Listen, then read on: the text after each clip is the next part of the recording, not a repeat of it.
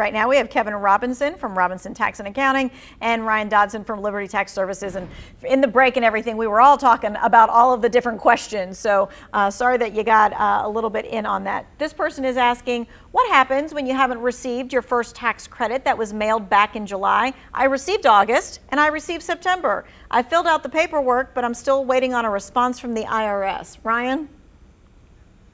Yeah, so if everybody should receive a letter in January from the IRS saying exactly how much they received with the advanced child tax credit. And if for some reason they did not receive that money, you just really want to double check that letter to make sure it matches up to everything that you received. If it says you received it and you didn't, then we're of course going to need to contact the IRS to ask them to track down their payment.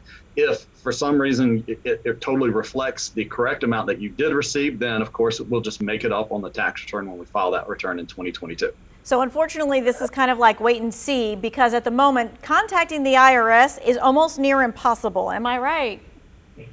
Yes, that's pretty much just roll the dice, and probably they'll land a low number, a low chance of getting through to them right now. All right, so one of the best keys that they have told us to do and to pass on to you is for you to make an IRS account, and that is on the irs.gov website. When you make that IRS account, it's going to show you all of the things that the IRS has going on and what they've mailed to you or not mailed to you, and that is going to be your best bet right now because the IRS is not answering questions. Hey, Ryan, this person is asking, why don't I get it if my kid turns 18 in November? Such the unfortunate situation because the child tax credit is applicable to those that are 17 and under. So if the child turns 18, even if that is on December 31st of 2021, if they turn 18, you're not eligible for the child tax credit. That's just unfortunately the way the law works.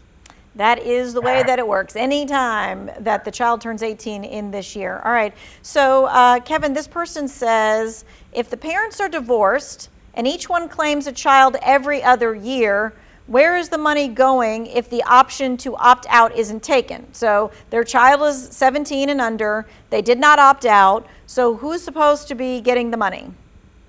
Well, I would think it would be on the latest tax return they have on file, and who claimed the child. If 2020 is the last return that the child is showing up as a dependent, then typically it should be going to the parent claiming them on the 2020 return.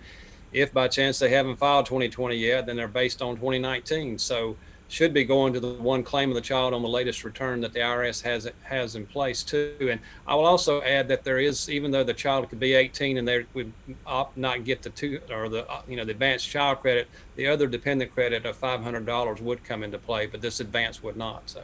Okay, so that's a good key for those of you who have a child who is turning 18. Any point in this year, there's a $500 credit that you can get during tax time, but you can't get these advanced child tax payments. All right. Hey, Ryan, this person says, I just amended my tax return and I did not receive my child tax credit today. So when am I going to get it?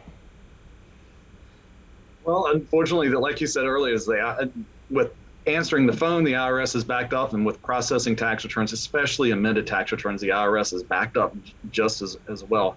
If you file it electronically, you're going to have a little bit better chance of getting that in and being able to start to receive those the advanced child tax credit. If it was paper filed, it may be a case where the entire thing is you're going to file for the entire child tax credit on your tax return when you file next year.